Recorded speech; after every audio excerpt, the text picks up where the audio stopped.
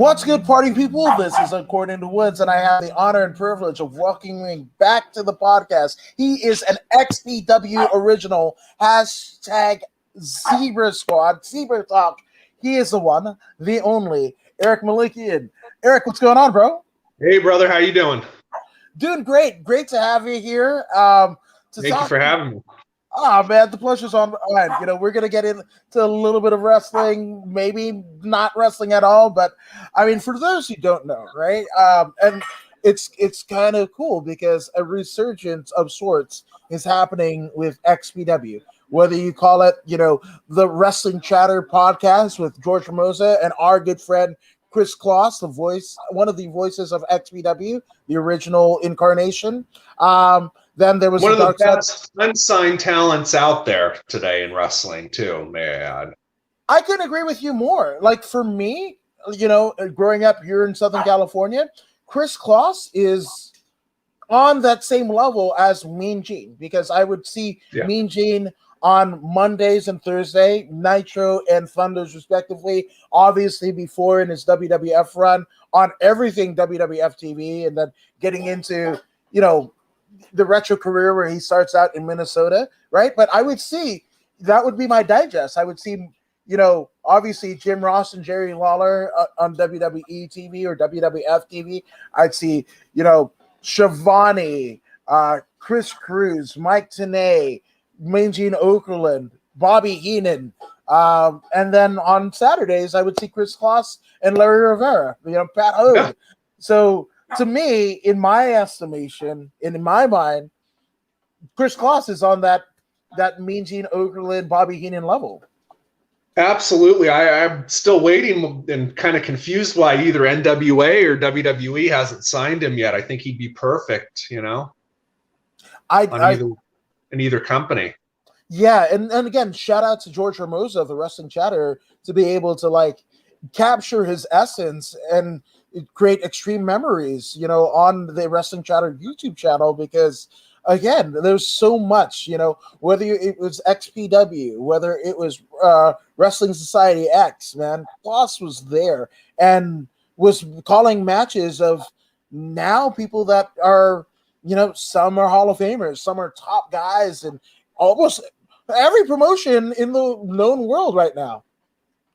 Absolutely, and you can't remember the classic wrestling revolution that almost took off here in Vegas. Kloss was going to be, you know, at the forefront of that too, and you know that was backed by a millionaire. I think it was the guy that created Lycos. So, yeah, wasn't that with Piper, right?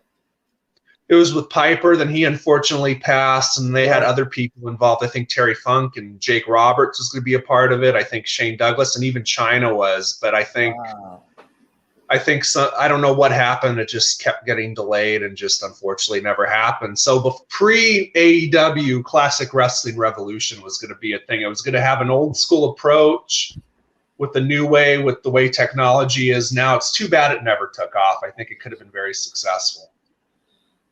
Wow, yeah, I know. And it's weird, you know, what works and what doesn't work on a wrestling scale, because unfortunately, well, I would say even more so with like MMA fans. MMA fans can be pretty fickle, you know, they're like, you can be like Conor McGregor is a great example. You know, people were fucking into Conor McGregor, and obviously there might have been reasons why you might have strayed away as a fan from Conor McGregor.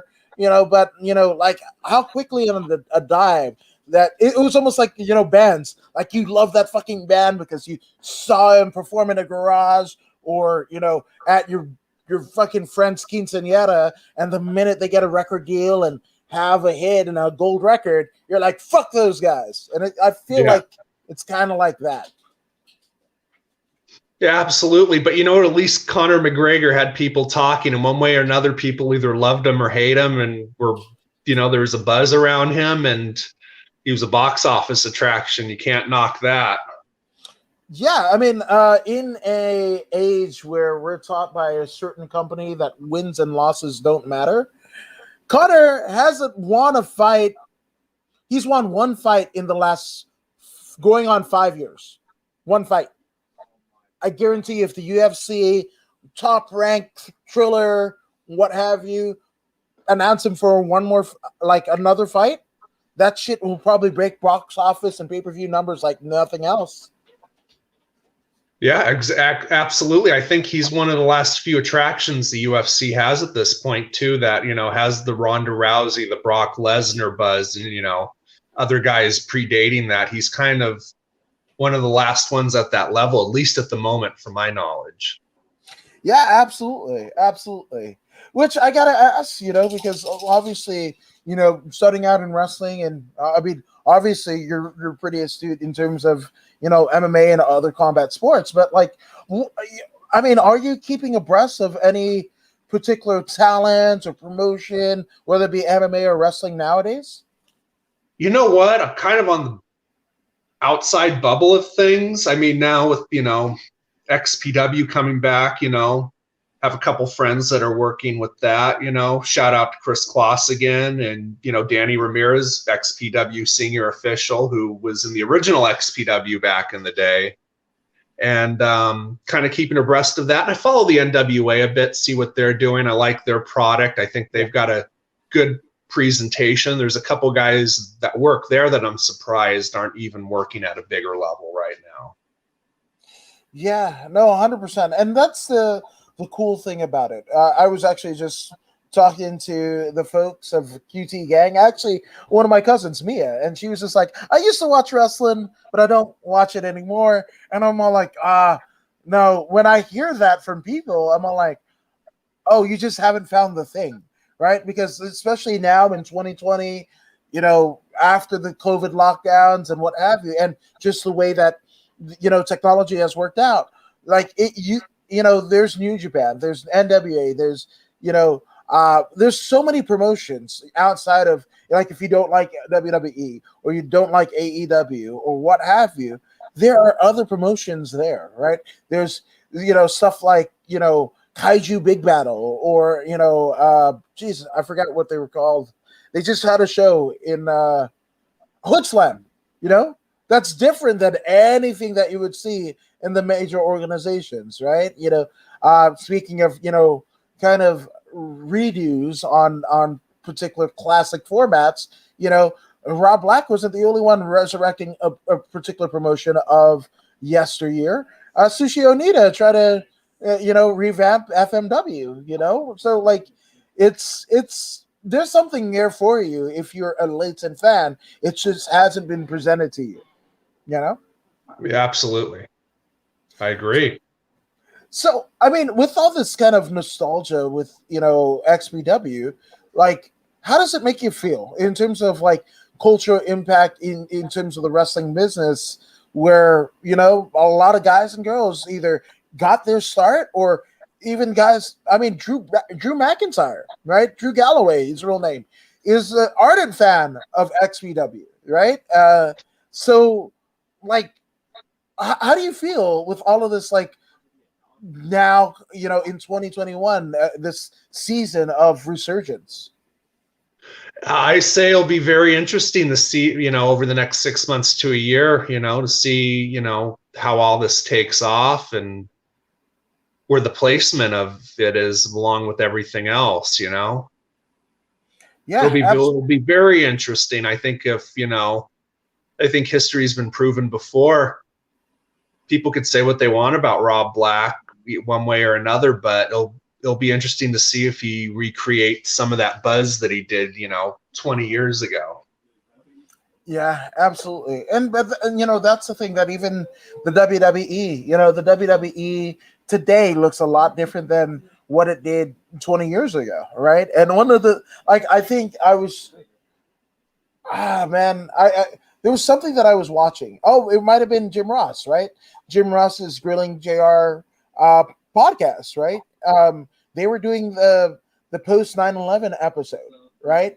And some of the things were dated, like the little things on the side of the screen that said, "Hey, Kurt Angle, Kurt Angle at WWF.com," and what have you. Some of those things that don't translate well, right? And that's one of the little kind of aesthetic nuances, right? But like, today we're living in a different world where, hell, I mean, if you wanted to create a promotion just to be viewed in a VR headset, you can absolutely do for pennies on the dollar, aside from the actual technology.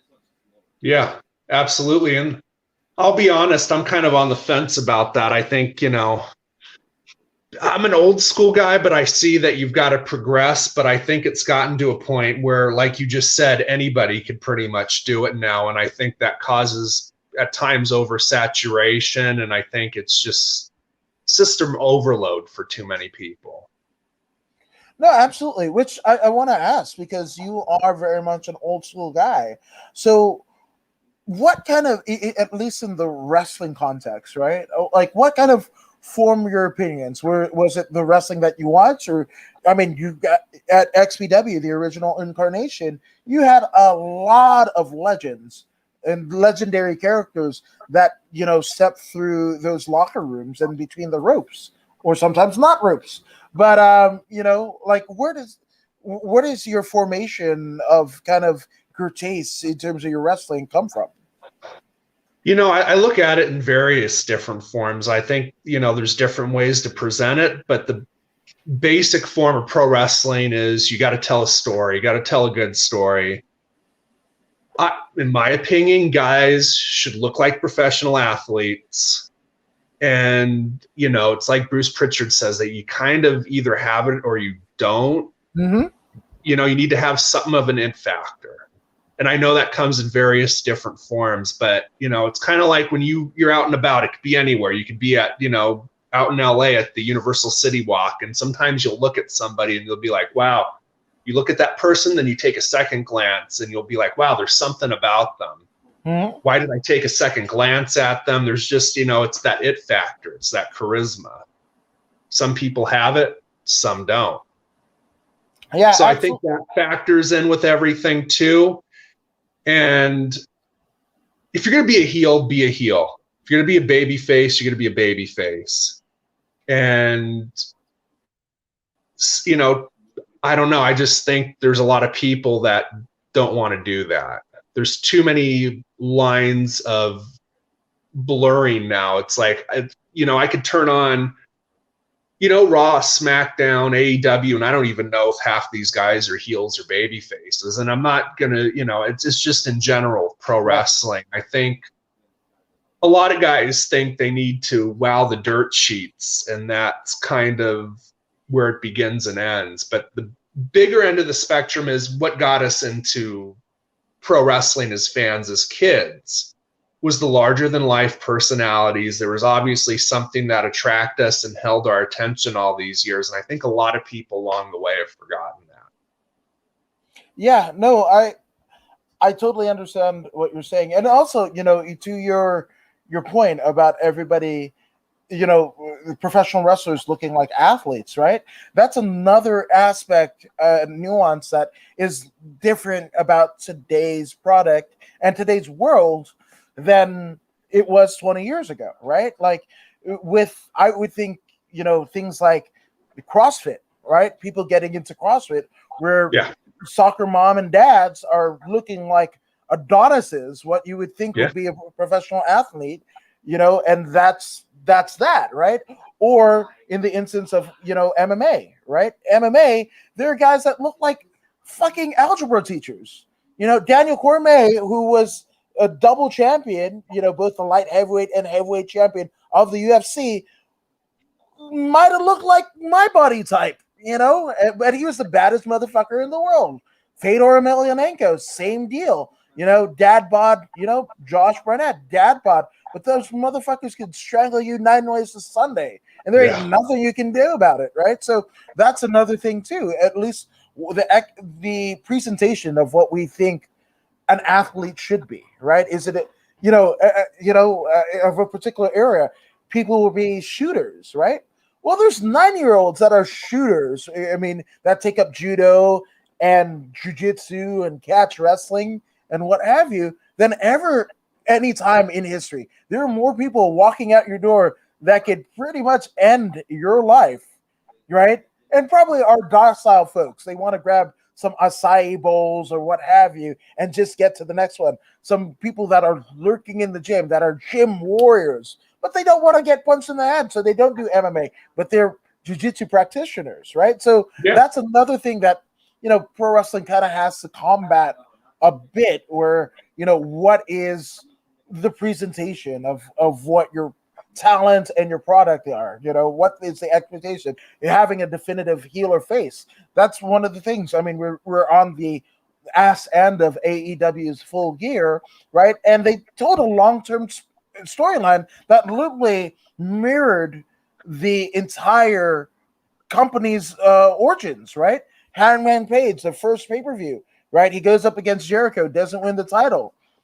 Injuries happened. Obviously, I'm paraphrasing a lot of the things that happened, but we have Kenny Omega, who's a front office person, also player coach, who's the collector of belts, going on the most decorated, time of his career, and then has the guy who was on the first main event for the title, who gets thwarted the first time, winning it almost 2 years later, if not 2 years later.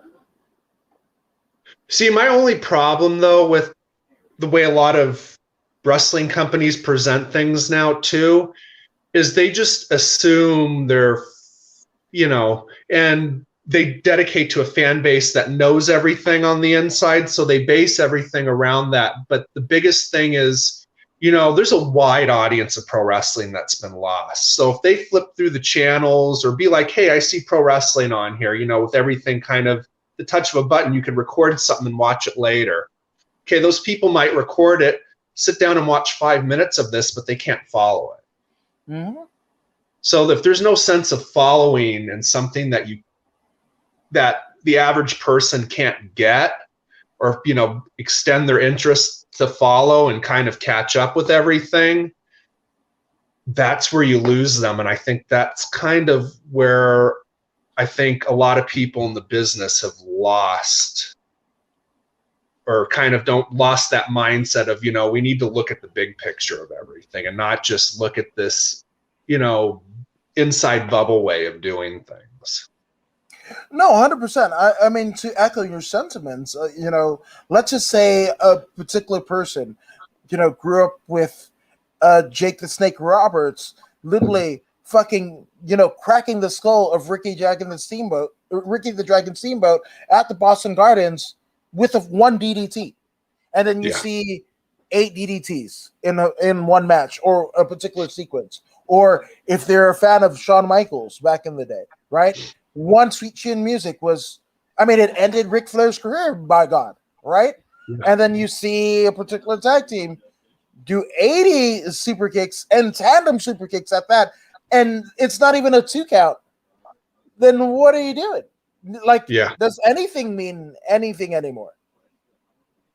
So a lot of times less is more, and if you're going to go above that, then you got to know when to do it at the right time.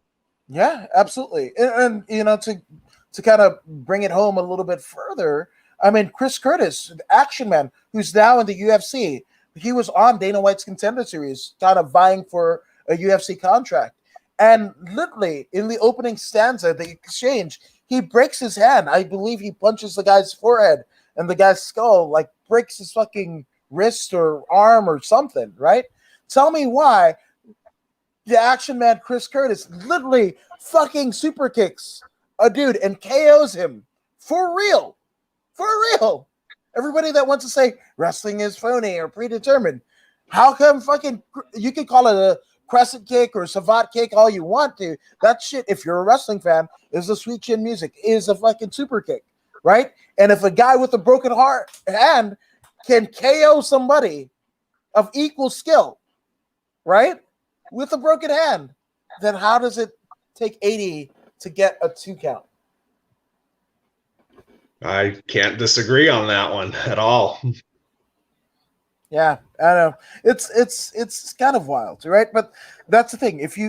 And again, to your point of explaining it, right? You know, catering to a smart crowd, but not really pulling in the masses. I mean, there's a lot of things that I love about AEW. To me, it reminds me of the Attitude Era, right? Or the Attitude Era, both Raw and Nitro, right? Where you had people bringing in signs and really loving the product. Like, I think I went on YouTube, right? Not the WWE kind of version, and watched an old Nitro. You think Pops now? Roman Reigns might think he knows Pops now. That pales into comparison to a pop on Nitro. Hell, a pop on WCW Saturday Night, right? That is a pop, right? The Road Warrior pop was happening 52 weeks a year in both companies, right? You remember when the Raw intro, and it was deafening. You could have the TV on low, and it was deafening the sound of the crowd, which you don't necessarily hear, or you hear piped in crowd noise and reactions and what have you. And most will love that, and if you're a kid growing up in this era, that is your wrestling, right?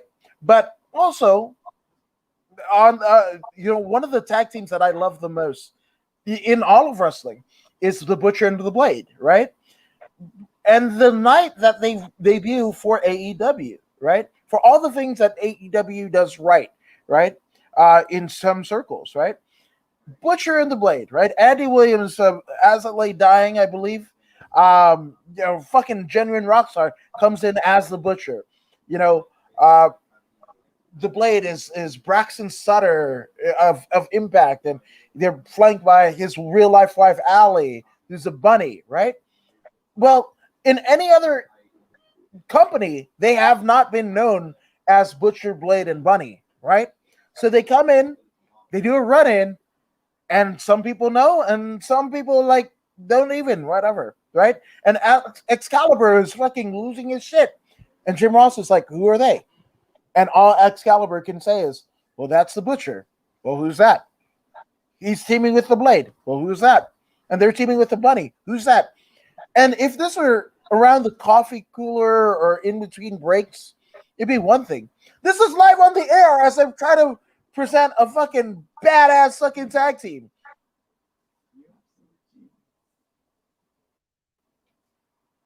Yeah. I don't know what to say about that. Yeah. With as much as Jim Ross has done and seen in the wrestling industry and what have you, we're dating back to reffing with Mid-South and Bill Watts and everything, vice president, talent relations, all that, whatever. And again, he doesn't know who they are, and here's an awesome chance for Excalibur, who's losing his shit, to introduce not only Jim Ross and convert Jim Ross, but also at that point, thousands of people, right, to who these people are. And you're supposed to know them, even though they have never competed in another organization, or the organization that they competed in might have a following even smaller than what you're currently garnering for your own TV program. And that's all you can do is literally just repeat their names like we're supposed to know. Yeah. Yeah. I don't know. But I think too, in the scope of things with something like that, there's a bigger issue than just the way it's presented. I think it falls deeper within the company and whoever is behind everything in order to kind of relay on what they're trying to do. Yeah, no, and it's weird because I mean, you got guys like Tony Schiavone and, like you said, Jim Ross, that have called some of the best action ever and some of the greatest announcers ever. That, in my opinion, if they're stumped and they don't know what to say or do, then that kind of speaks volumes too about everything.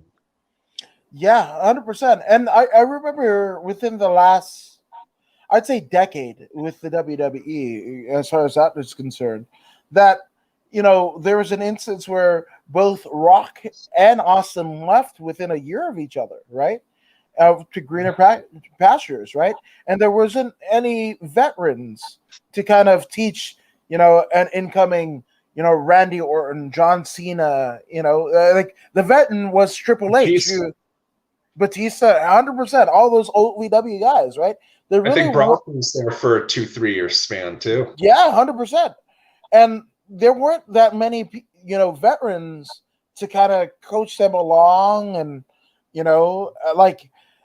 and now with AEW, you have a lot of those people, the veterans, right? You've got just talk about who's in the back. You've got Dustin Rhodes, right? You've got Jerry Lynn.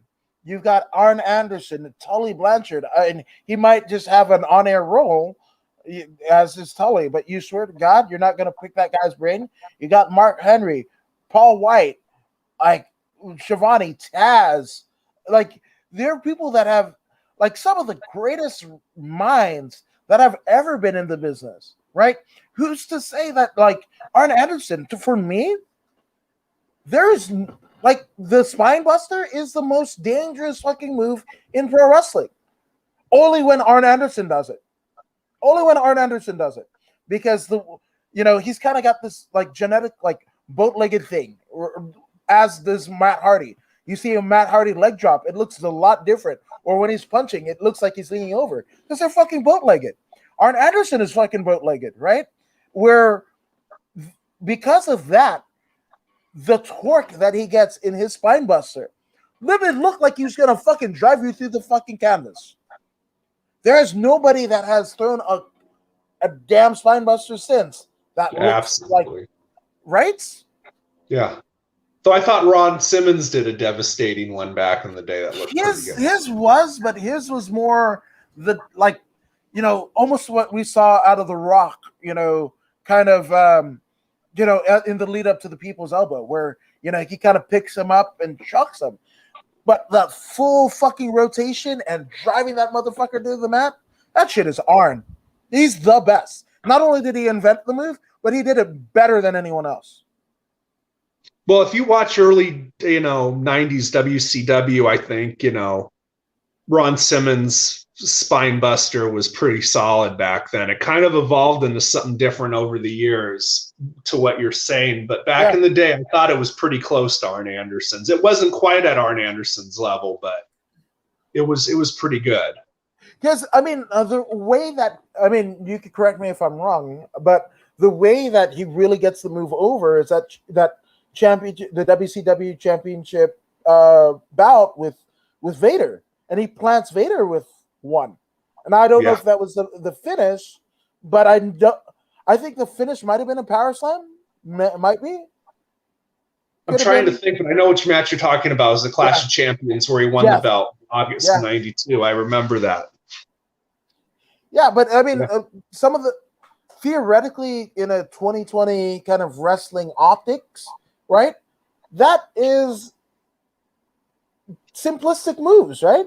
Who doesn't hit a power slam in a match? Who doesn't hit a spine buster in a match? And that shit, it killed the Mastodon. Killed Vader. Yeah. Just saying. I don't know. To me, it was believable. And I think when we were kids, it was believable. And, even though we might have had our parents, other siblings, and people we knew saying otherwise to us, it was still real to us, damn it,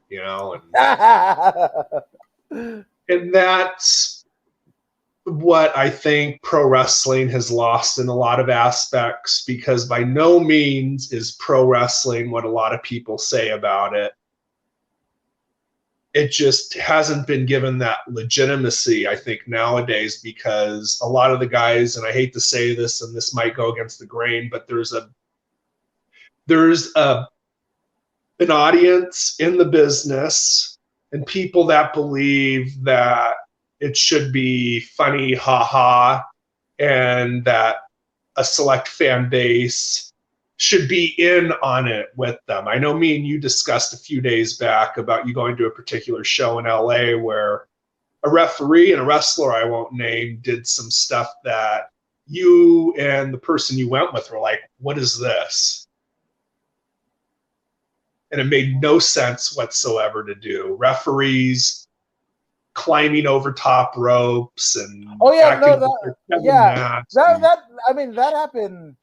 Wow, I would say 10 years ago, and that But person that I hear that stuff still yeah, going on to this day on oh in certain things, and I don't know. To me, it bastardizes the business, and that's, people are going to say that I got the Jim Cornette approach, but it's true. At least in my opinion, it's true. Stuff like that, most people are going to be, what's this? And they're not going to take it seriously, or they're going to be like, well, why am I going to watch this? This is ridiculous, Which, I mean, there have been angles where obviously the referees would be in prominent wrestling roles, right? Or, I mean, you think back, Danny Davis, the evil referee, right? The twins of Earl and Dave Hebner screwing Andre out of the title, God. And then when you go into like, you know, Impact Wrestling, they had Shane Sewell, who a lot of people didn't know watching the product, but Shane Sewell was a avid wrestler, a top draw in Puerto Rico, right? As Pretty Boy Shane, but a lot of people didn't know that. He was just like a buff referee or whatever. And then he starts wrestling in matches. But also, not too long in that era, we had Nick Patrick and Earl Hebner, I believe, have a fight at the Invasion pay-per-view, right? So, like, yeah, it's weird. It's weird. But you know what? Those referees, and I respect all of them so greatly that you just mentioned, they still were officials. And even if they gave them something more prominent, they still did it in the context where it made sense and was believable, because we are referees. Yeah. And we're not, we're not the wrestlers, we're not the athletes, the guys, larger than life guys that are, legitimately that go through the physical training of being the badasses that they are. Yeah. And I think there should and needs to be a respect to that at some underlying level, no matter what. Which I gotta ask you, obviously in the times of XPW and also other places that you worked subsequently, were there maybe creative ideas that you might have kiboshed because your role as a referee didn't fit the match? And you don't have to name names, but like, were you ever there have been quite a few times, just on, just different, random promotions I worked with wherever. A lot of guys that are now prominent in this business let's just say there were some things that I just didn't agree with, and my placement as a referee, and given that, the guys I've looked up to and the guys that have mentored me over the years, I felt like it'd be a slap in the face to go along with it. And I think to the paying fan in the crowd, if I was a paying fan, I would be insulted by it. So I kibloshed, I could think at least a half dozen times, and that has caused me to get some heat with people too. So yeah, and it's kind of a miss, right? Like in terms of ideology, because here you're honoring the people who have mentored you, right, in your role, and many reasons why you're doing the thing, right? But then to advance your career, it's almost like you have to make a particular concession in terms of your ideals just to get a next booking and what have you. So that in itself, becomes watered down in terms of why you got into it, and why you still continue to, play the craft. Yeah, it's a dicey edge sometimes to play, but at the end of the day, I've, like, we were talking about Al Snow before we got on the air. Hold on 1 second, sorry about that.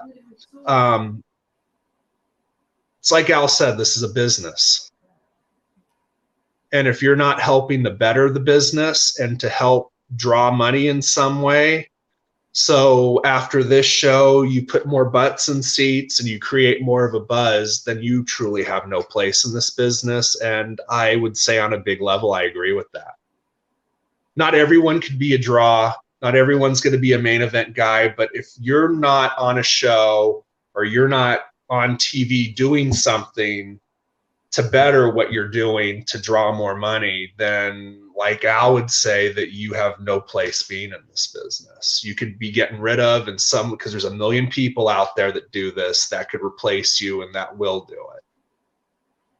Yeah, and it's funny too, because I mean, in the instance with Al, right? I can't remember. I think I might have seen it on YouTube where there's a clip, and it was a batch, and it's become kind of an everyday nuance where a batch of releases happen with the WWE and what have you, and he kind of was just like, in terms of ideology, right? Like, if you're a wrestler, right, basically whatever promotion that you work for is a commercial for you, right?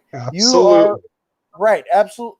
So are you not any wrestler just because like you don't have your intellectual property that you had with a bigger company or what have you? Does that make you any less a wrestler? Does that make you work any less, sell gimmicks any less? I mean, there are times where you will be able to, attend a convention and, pick up a little bit of money, right? Or more than a little bit of money, or just on nostalgia. You haven't worked in damn 20 years, right? But the brand that you created with the help of whatever promotion that you're doing has led to you being able to charge 5, 10, 20, 50, $250 for a pick and a signed 8x10.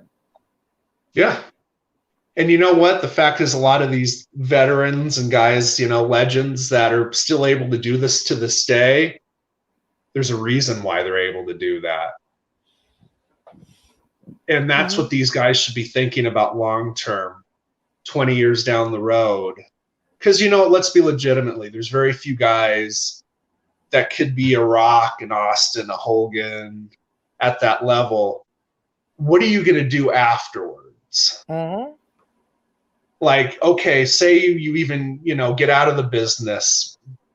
You want to create a brand for yourself ultimately that people are going to be like, hey, I know this person. I remember you. This is what I remember about you. And if you have another skill, a gift, or a way with people where, you could benefit this world in some way, that will help propel you to that next level.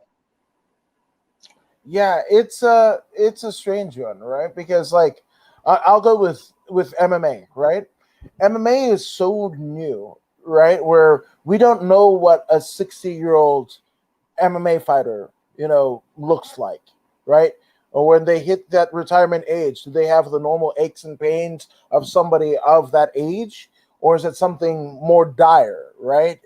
And unfortunately, we have instances of former NFL players. They know that there's something wrong with the brain, and they shoot themselves in the chest. And a lot of their darkest last moments was like, please donate my brain because I don't know what the fuck is going on here, right? So I look at a guy like Darby Allin, right? What does a 40-year-old Darby Allin look like, right? Or somebody who doesn't have any muscle mass or tone, and what we learned with the late, great Eddie Guerrero, right? When he had his two, horrific, accidents, right? Car accidents, he bulked up. He bulked up to protect himself from a lot of other injuries, right? So Darby Allin not doing something like that, right? And there's a clip, pretty widely circulated clip of Darby Allin doing the coffin drop, and he misses his mark, right? And for those who don't know what a coffin drop is, but it's the same move that you would do in skateboarding, right? Where you lay and you pretend you're in a coffin and you drop, right? Well, this is what Darby Allin does, and he does it and misses on the hardest part of the ring, the apron. And when you got to remember, there's wooden slats under where the end of the wooden slats are. That is the apron. That's what makes it the hardest part. Maybe there's the cable that holds the ring apron. That is, in addition to that, those hard edges of those wooden slats, and you're going to literally come off like a 5 foot distance, coffin drop, and just hit that part. What is that going to look like when you're 38, 40, 45? It's cool now, and I'm sure there's probably, physical problems that are going on now that you're dealing with that maybe if you had bulked up or didn't do that move, right, might serve you a little bit better in terms of your longevity. And I'm not just talking in the wrestling business, but just your life. You have, a significant other, you have kids and whatever, and when you can't pick them up because you can't feel your arm, well, there's a problem. Well, and that's a big part of the problem. I mean, I get that things need to progress, but that's why guys need to know when to do things and not do things. And that's why, too, having that extra cushion on you, too, and looking like an athlete helps. And there's so many positive aspects to that. And yeah, it's one of those things that people say wrestling's fake or phony. Things like that just prove my point, Yeah. And how are things going to be 10, even 5 years from now for a lot of these guys physically? Guys, girls, like it's just wild. There's in every job, there's certain occupational hazards, right? Like if you're working at McDonald's and whatever, and then you flip the damn burger and your hand goes instead of the spatula, you're fucked up. If you dip your fucking fingernail into the damn, fry grease, it's not going to be good, right? You might not have a fingernail at the end, right? So there's certain occupational hazards in every fucking deal, right? And some of the ways that AEW, I don't want to say they embolden a lot of their talent, but they're only doing what, once or twice a week, so 4 times a month, unless you have a pay-per-view, and it's 5 times a month that you can do that, so you can be able to rest your body a little bit, so you might go hard in this particular match, what you wouldn't before if you worked at a 300 day a year schedule, right? Yeah. So maybe there's that, but this was almost an ideology that perpetuated itself even long before AEW. Yeah, absolutely. It's been probably going on for a good 15 years now. Heck, I would even go back to, Mick Foley doing the Dude Love, bump, from the top of the roof to the waiting mattress, and the mattress explodes. The whole Hardy Omega crew in North Carolina, that spawned obviously the Hardy Boys, Shane Helms, Shannon Moore. I think even like the guy Jackson Riker, he was Phil Shatter on the Indies. Like those guys, they're basically, running shows on trampolines and then later a ring and what have you. And some of those guys have made major money. But of course, you want the audience to feel like they've, got the bang out of their buck, right? But, if you're doing it in front of, like, oh shit, New Jack and fucking Gypsy Joe. And I know there was like mitigating circumstances and a lot of hate between the both of them or whatever, but New Jack almost killed 70-year-old Gypsy Joe, right? In front of fucking 30 people. 30 people. Well, and to bring back to your point about Mick Foley, when he took that bump off the Hell in the Cell and everything, I think he went through the ring too. Yeah. Didn't his career only last a year and a half, 2 years after that? And then he only sporadically wrestled for the next 5 or 6 years after that. I mean, very sporadic. Yeah. It's just because his body couldn't take it anymore. And he wasn't even in his late 30s, I don't think, yet. No. Geez, do you remember the bump that he used to do in WCW as Cactus Jack, where he would do the elbow drop off the apron Yeah. on exposed, like he would peel back the fucking, the damn pads, peel it back, hit it, and a lot of times he fucking missed. Yeah. So yeah, his body was shit, and that's the thing, right? Where if you want the eyes of some of the bigger companies that could garner you more money, more merch, more notoriety, what have you, being featured in a video game and all that jazz, right? You want to do something that makes you look different, whether that be your physical look. You wear a mask, you don't wear a mask, you paint your face, you have colorful gear, you don't have colorful gear, you're a straight up shooter, you're a high flyer, you're a brawler, right? But it's almost like a delicate balance where you have to figure out, okay, so this, right? I'm an indie darling and people are tweeting my stuff and the clips and whatever, and I want to get to an AEW, I want to get to the WWE. But sometimes just the idea of getting there versus having a long-standing career there. Look at Taz, right? He finally gets to, pardon the pun, but the Big Show makes his WWF debut in the Garden, right? Stone's throw away from where he grew up in Red Hook, right? And within a year, 16 months, he's almost out of action completely. That's to alter his style completely. Yeah. I mean, even look at Kurt Angle, who is one of the best all around, is a professional athlete, a pro wrestler, and an entertainer.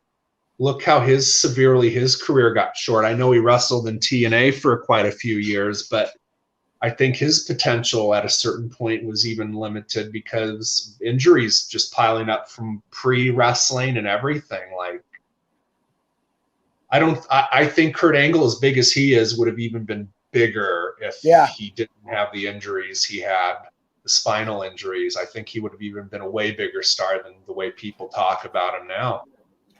Absolutely. And I mean, I tell people, okay, you want to be a great pro wrestler. Kurt Angle's a great example. I think in his Hall of Fame speech, he was telling all the young guys that, you know what, basically the same things we're talking about now. Yeah, which, I mean, it's kind of crazy. And obviously, and I don't think we're speaking out of school, but there are other factors, right? The injuries led to, dependencies of certain things and what have you that also, shortened his career and a lot of the opportunities. But, just like we were saying about, some of the younger talents coming up, and that was the case, at least in the last decade with the WWE, where there were, they were calling Alicia Fox a legend. She was coming like Alicia Fox, and nothing against her at all. She's a lovely person, right? But like, she's a legend. They're bringing her out on Raw Old School, or the Bellas, and again, Tori Wilson. I saw that. I'm like, yeah. I mean, number one, these women still look like they're in their prime. Why are they considered legends now? Yeah. And, it's all optics, right? Because with the Bellas, right? You can say all you want about them and, they don't deserve their spot. But there's a whole era, especially of female wrestling fans that came into it. And not just wrestling fans. I'm talking, personalities that, have made it to the WWE, that have their own podcasts, their own Instagram, Twitter, and social media followings because of watching, never knowing anything about pro wrestling, not even giving a shit. And it was like Total Divas and then Total Bellas, where they're like, it was for us watching old school wrestling. Their gateway was those shows on E. Right, in their minds, the Bellas are on the same level as the Kardashians. To me, that's almost like The Rock. It's a good analogy. Yeah, that's a good comparison. So that's the thing, and in instance, right? Nikki she did that rack attack finisher, and she was dumping people, and compressing her neck and what have you. So, like, yeah, she kind of figured out that wasn't working, and what's her injury versus like Harley Race, who was doing that top rope, headbutt for what, 25 years? Easily. Well, that's Yeah. another thing too, back is some people are just not cut out for wrestling. Some people's bodies just can't handle it, or just many consuming factors. And that's what I think some people need to look in the grand scheme of things too. Like, if you're hell bent on doing something, you gotta know your limitations, you gotta know your body, and you gotta be smart. Yeah, And think about longevity in the long term and how it's going to affect your business and well-being in the long run. Yeah, it's quality of life, which to me, and it's funny because kind of dealing in both pro wrestling and MMA, right? Where the one thing that I love about wrestlers or people in the pro wrestling sphere, right? You don't have to tell them to get on every social media. You don't have to tell them to have some sort of online merch, footprint, right? Versus fighters that will openly tell you, I'm only on this social media, or I don't have social media, or I don't have merch, but also wonder why they're not getting paid the top echelon of what they feel that they should deserve. But you got guys like Tom Lawler, Ken Shamrock, Dan Severn, right? Even to an extent, Tito Ortiz and Rampage Jackson. Obviously, Shayna Baszler. Shayna Baszler is with the WWE, and I don't know why people aren't freaking out about how fucking great and genuine that she is. We literally have a member of the WWE roster that has lineages to Carl Gotch, Billy Robinson, Josh Barnett, and Antonio Inoki, right? In the WWE. And she's a female, right? Like, holy shit, right? And on all of them, the names that I mentioned, they have made more money in pro wrestling than they ever did in shoot fighting. Wow, really? Was Shayna Baszler in the UFC? I'm sorry, I'm a little naive, but no, she was a part of Ronda Rousey's 4 horsewomen, right? It was Ronda, Jessamine Duke, who was in the WWE up until this year. Marina Shafir, who was in the WWE up until this year. Shayna and Ronda. Those are the 4 horsewomen of MMA. And when Ronda, before she really hit big, they shared a fucking house. They rented a house together in Venice, right? Like, that's it. And Shayna predated her run in MMA, predated Ronda's, right? When Shayna was doing it, it was much like a indie worker. You might get a hot dog and $30 and gas, for fighting a one night tournament. That's the era that Shayna grew up around. One night tournament, all female and what have you, varying weight classes, and that wasn't that long ago. This is mid 2000s. I'm kind of surprised though that you're telling me that she's making more money now than back then, because I think she was at my opinion, when UFC was at its peak and everyone was making, god awful money. I know people talk about what some of the wrestlers have made, at times, but I would think at that point, a lot of the people, the UFC on a semi big level, were raking in a good paycheck.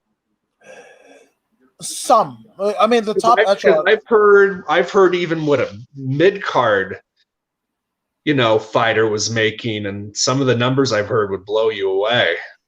Yeah, of a particular era, because I was talking to a friend who, Stephen Paparocki, and his wife fights, now, and he retired, but he was saying how, as an amateur mixed martial artist 10 years ago, he was making 5 figures, right?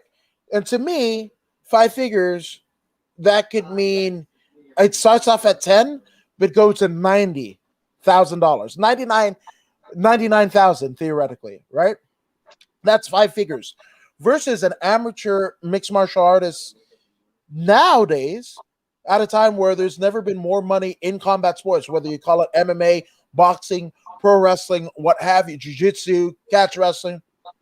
There's never been more money, but as an amateur fighter, you don't make any money because they've adopted almost NCAA type ideology where you don't, this is where you play your craft.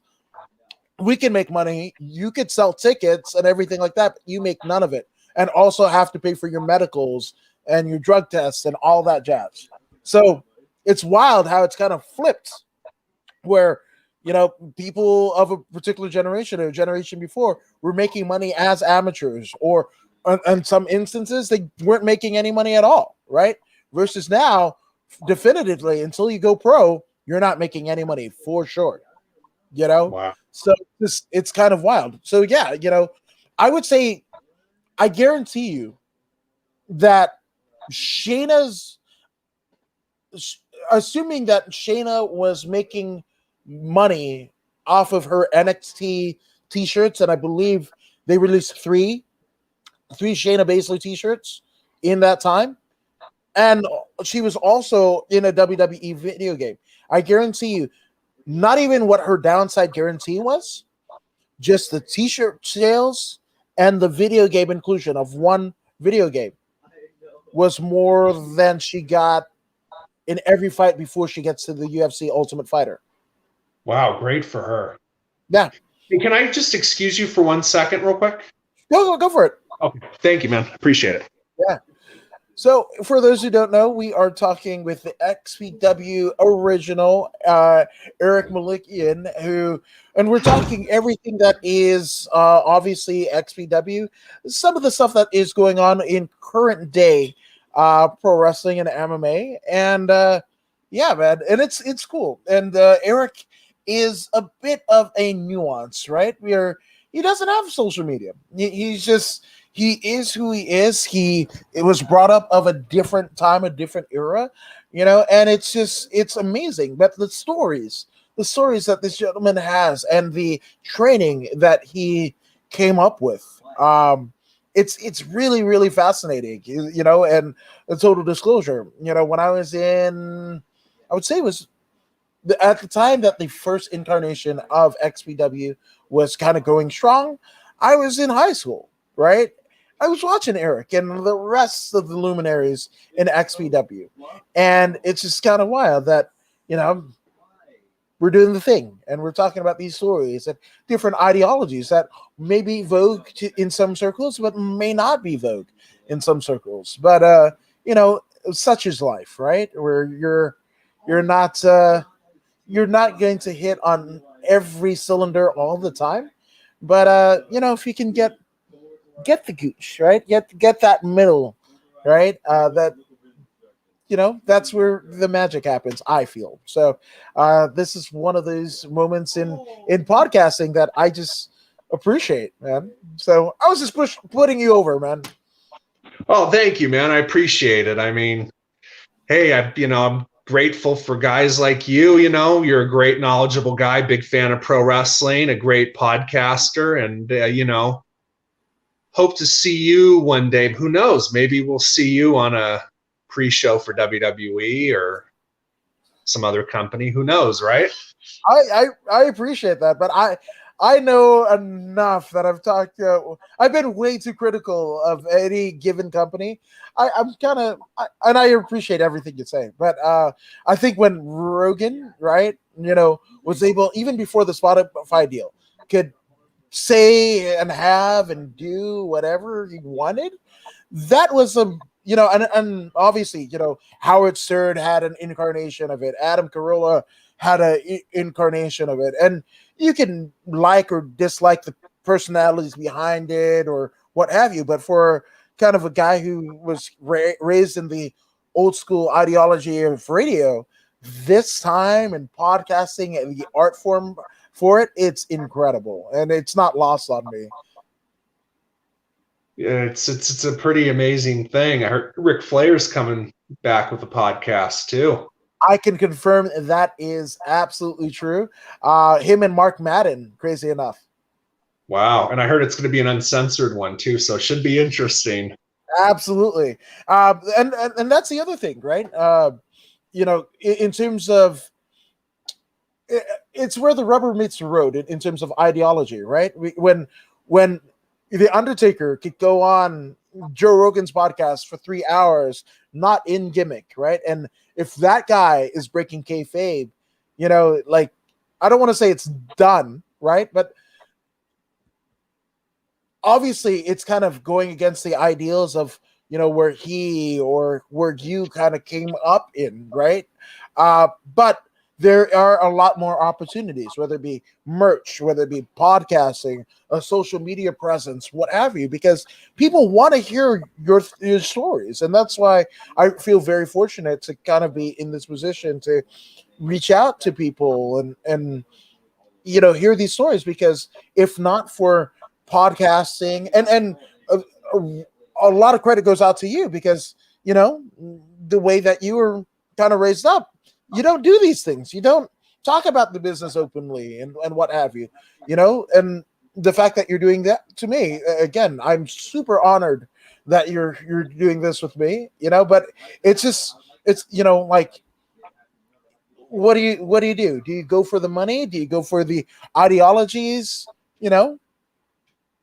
There's one glaring thing that does bother me that a lot of guys do now, and we could sit here. The cat, is one famous pro wrestling manager and one incredibly smart wrestling mind has said, the cat's out of the barn already.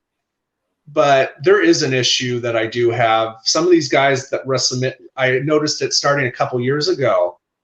Two prominent guys at WrestleMania had a match. They're fairly top guys. I mean, I'd say pretty much top guys for the most part, especially now.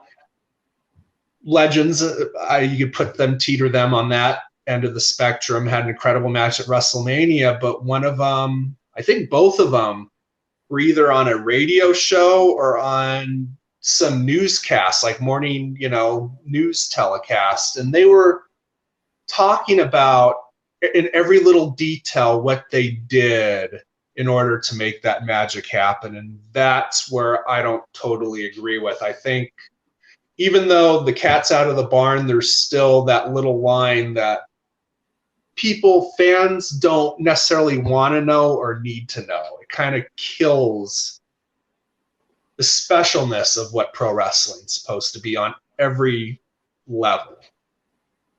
Yeah. No, it's wild. It's one thing to talk about certain things, but it's another thing for two guys in a prominent semi-main event match to go over in every little detail what they did that night. That's where I think it's kind of gotten a little overboard. Yeah. Even now. Yeah. But then again, for that interview to happen or whatever, you kind of have to go through the talent relations department or what have you. There's a do's and don'ts as an interviewer, what you can and can't ask, right? So is it so much the talent or maybe the powers that be that kind of allow that to happen?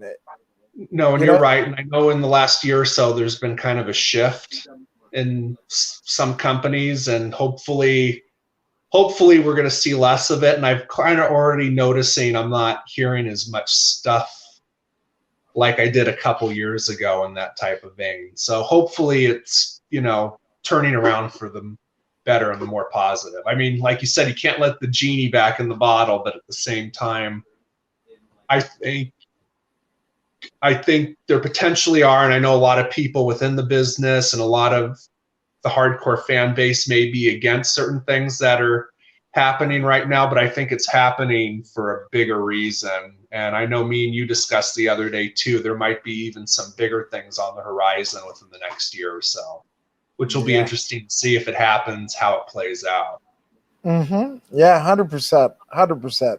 But I mean, obviously, Eric, it has been amazing to have you on. But for you to be here and have the run in the business that you've had, there had to be a lot of people, both professionally and personally, that have attributed to your success. So take it as long as you need, my man.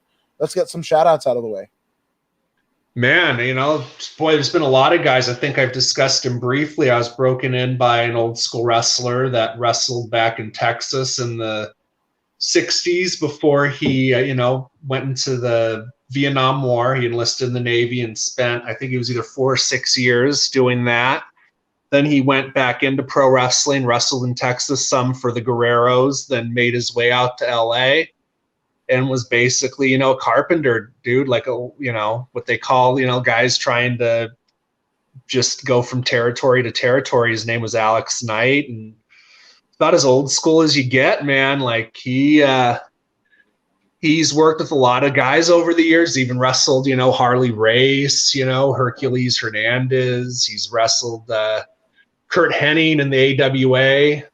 Yeah, and he's wrestled both Marty Jannetty and Shawn Michaels in singles matches and tag matches. And he's worked with a lot of huge names over the years. And guys like him don't get their just due, but, you want to talk about old school, that's about as old school as you get. Then there's other guys I got to mention, like our good friend Chris Kloss. Man, he's helped me so much along the way. I can't thank him enough. Mike Hartsfield, another one who was involved in XPW back in the day and was in the reincarnation of XPW that happened a few years ago. He's another guy who believed in me so much that I think a lot of people don't give him credit for things he's done as well. And then, of course, Dynamite D, man, great guy. I don't know if you ever met Dynamite D, but no, I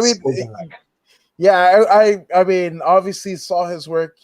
And Tiltbrook says John Grobau started you out too, right? What'd you say? The Tiltbrook what said John Grobau started you out too, right? Yeah, there's John Grabo. He's another important figure that helped, back east in the Southeast back in the, was it early 80s, I think. He worked for the Crockett's. And then I can't forget, Bob Cadden as well, another guy who worked in the territory days for the old WWWF. I'm hoping one day we could have him on the podcast. He's got a lot of great stories working underneath, Gorilla Monsoon on the B-Town shows. So, yeah. Oh, that needs to happen. I got stuff is percolating in my brain. Yeah, both me and Chris Kloss know him real well. Like he goes way, way back. Very knowledgeable guy about the business too. Wow. He could give you some in-depths, on booking arenas and just how the business side worked back then. I love that. That kind of helped mold me into my business mindset of how the business is. I respect that, and you gotta. Yeah, I think you'd love having him on. Oh, I can't wait. We're gonna chat off air to see if we can procure that. And again, like these are names. That's what kind of disheartens me, right? These are names and people and personalities that really, paved the way. Ben Jones from CSW, like a training partner of Josh Barnett, under Eric Paulson and what have you. He was saying like there's a lot of, even in MMA, there's a lot of guys and girls that paved the way for big money. To kind of use an analogy, right? Dr. J, he was much by a young Michael Jordan, Larry Bird, Magic Johnson, and what have you, right? But specifically Michael Jordan, right? And he was playing of an era, even though he was an idol to a lot, right? He was playing in an era where, unfortunately, there wasn't a lot of money being made, right? In football, that's the reason why, guys like Ernie Ladd and Wahoo McDaniel chose wrestling over, NFL, because there wasn't a lot of money being made, right? And even though they ushered this whole new era, right, they don't get the credit that they were due, monetarily or otherwise. So Yeah, that's why I just love hearing those stories of those people that maybe not our household names, but the people that they've worked with and that were, under the employ. You definitely know in our household names. Absolutely. And, to continue it on, I can't leave out Patrick Hernandez, who, some people know him, some don't, but, and I'm just not saying that because I know him and I know Chris Kloss and a few others like Dynamite D before he unfortunately passed used to say it too, like all around, just one of the best refs, period. Doesn't matter, WWE, WCW, NWA back in the day, like he's among the level of the Tommy Youngs, the Mike Chiodas, the Earl Hebners, the Nick Patricks, like he's right at that level. And just an amazing person and taught me so much on the, storytelling, refereeing end that, I've been very fortunate, got to include Danny Ramirez, another referee who I believe Patrick trained under. And I don't know if you're too familiar with Danny at all, but he is another one who's been in this business going on 30 years, learned a lot from him. He started at Slammers Wrestling Gym back in the very early 90s. I don't know if you're familiar with Slammers Wrestling Gym. Yeah. And a couple other guys that I haven't given a shout out to previously. They're great friends, great mentors. And without mentioning them, I feel like I'm not paying proper homage. There's two guys, Rob Courtney, who wrestled as Craze out in the SoCal wrestling scene, and Rick Van Vactor, Rick Sadis. Like, those are the type of guys with so many guys that don't need that big time experience anymore. I'd say those two guys, along with Dynamite D, were the type of guys that I think should have been given a shot, to either be trainers or, producers, because those guys have minds just as far as the wrestling side of things. They're on another level and they understand how things work. And it took me a few years to learn with a lot of these guys, but I know you've probably heard from other guys, and I'm sure in the podcasting world you've been given advice too, but months, maybe even years down the line, you have that, aha moment. Like, now I know what they're talking about. Now it makes sense. Something just clicks. Something just goes off your brain. You're doing something. You're in the moment, and you remember something they've said, and you'll be like, yeah, now I know what they mean. I get it now. And I'm sure you've probably had that experience talking to other people too. Yeah. And then also sometimes, people can tell you, and you're going to hit your head, and then you're like, aha, okay. Yeah. Yeah, absolutely. So, I've got to, apologize. I didn't bring those guys up last time. I kind of remember after we did the podcast last time, I'm like, oh man, there's a couple people I wanted to mention, but I totally forgot to in the moment. I don't know. Do you want to do a word association at all? We can do that. Yes. I got another 5-10 minutes. So all right. Okay. Yeah. So, Dynamite D. Dynamite D. Great human being, above all else. Great wrestler, unsung hero that I don't think ever got his just due when he was alive. But just a great guy, a wealth of pro wrestling the way it is and should be. And just, he's missed greatly. And I think pro wrestling has lost out greatly these past, 15, 16 years that he's been gone. Wow. Yeah, it has been. That's crazy. Wow. Supreme. I think a forefather in, deathmatch wrestling. I think, take the Mick Foleys, the Terry Funks, and, the Onitas. I think, at least in the western part of the United States, created his own niche, and just an all-around great guy. Demanded respect, but he gave it in return, and he was very grateful, I could tell you for a fact, for the guys that broke him into the business, and mutual friends with, a couple of the guys that broke him in. And, I think because of that, he respected me even more. So very unfortunate that he passed, and just another all around good dude. Absolutely. Now, this one I'm going to take from Tiltbrook. Can you do a word association for Chris Duffy? Chris Duffy, wow. One of the infamous enhancement talents of the late 80s and throughout the, I think, mid 90s. Mm-hmm. Possibly a Ninja Turtle as well. Yeah.